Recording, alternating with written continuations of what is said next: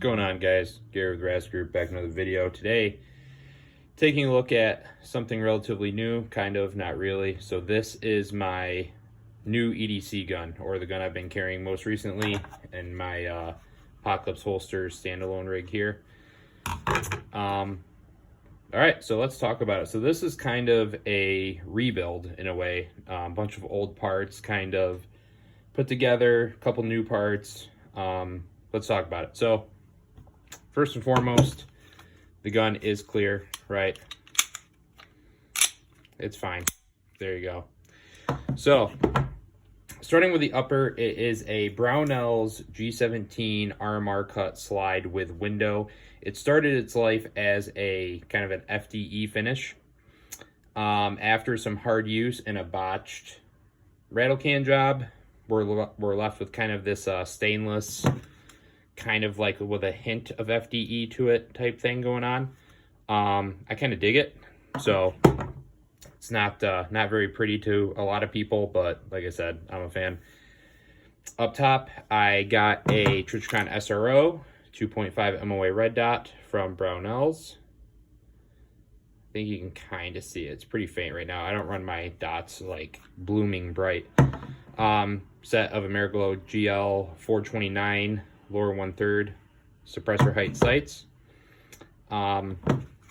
Barrel is the Victory First Brownell's edition, or I'm sorry, the Brownell's Victory First edition threaded barrel. I have a lot of rounds on this thing, and it didn't really have a home, so decided to throw it on here, and I picked up an EGW knurled 1/2x28 thread protector for the threaded barrel. I've had a few people ask me why I'm just running a threaded barrel, and it's really to leave myself set up with options, right? So this gives me the ability to throw a comp on in the future if I want. Nothing like a Radian ramjet or anything proprietary, but any other thread-on compensator or even a can.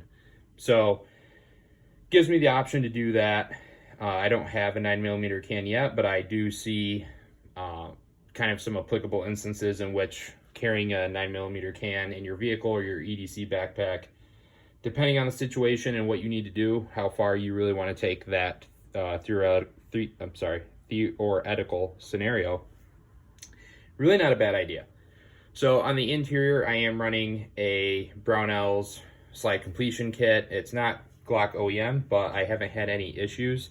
When possible, I'm always going to recommend you go with a Glock OEM lower parts kit and slide completion kit, just because they've been in the business long enough. I think they know how to do it pretty well. The lower is a G17 Gen 3 frame. Had a little bit of stippling work done to it by one of my buddies. You guys have seen that frame before.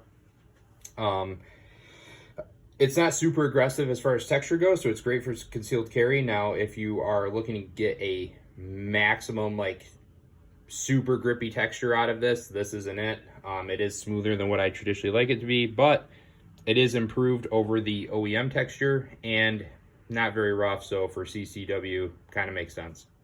Zev Pro Magwell.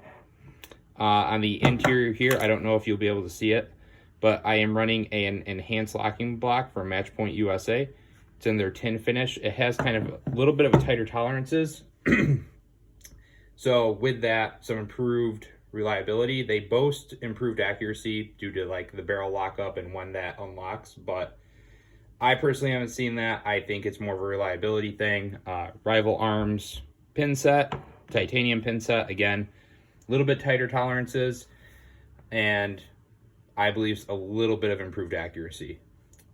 We got a Glock OEM extended mag release here with the scallop that we have going on. That seems to work pretty awesome. In addition to my Cagwork slide release, I put these on all of my guns that I'm going to be using in a somewhat regular fashion. Huge fan of those. And then we are capping it off with a Surefire X300 UA in FDE. I don't know why, but I'm kind of digging the FDE light on with the weird kind of FDE stainlessy finish. So far so good. I'm kind of moving to a point where I don't do all of my training on my defensive driven firearms like my duty gun or my CCW gun, and I'm setting a dedicated gun aside to do all of my hard use training on, where I am racking up close to 20,000 rounds a year. I believe this is still fitting into the one gun methodology based on the situation, because I'm not using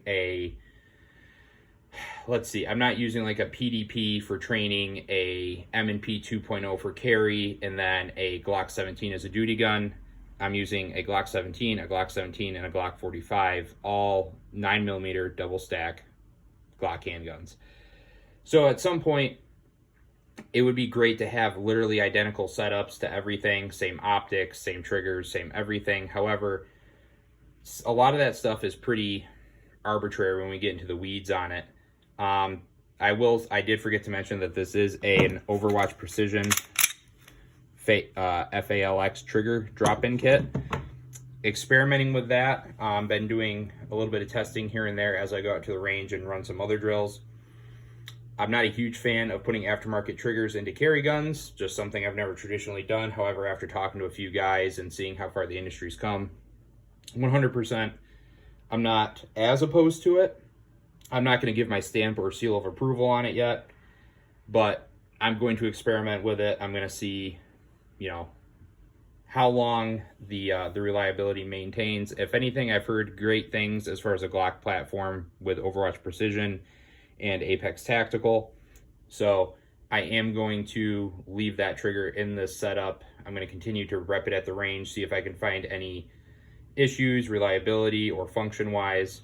So far, function's been great, reliability's been great, but again, limited round count on that. I don't want to give my final seal of approval. So this is my current carry setup. So far, pretty happy with it. Is it subject to change? Absolutely it is. If I find there is a better option or something that just works better for me, 100% I'm going to explore that, and if it works better, replace this setup with whatever the better option is that I find. So guys, I appreciate you stopping in for this video. This one's kind of quick, down and dirty. I'm in my hotel room in Sweetwater, Tennessee right now. Just got done with a great 2-day training with Manzano Tactical and Eagle Tactics. It was intense. Lots of rounds thrown down range, and probably be coming out with a review on that course here in the future. I don't know if it'll be next week, 2 weeks, 2 months, whatever, but I will have a review coming out on that at some point. So until next time, you guys stay safe, stay trained, stay rad. I'll be back with the next one.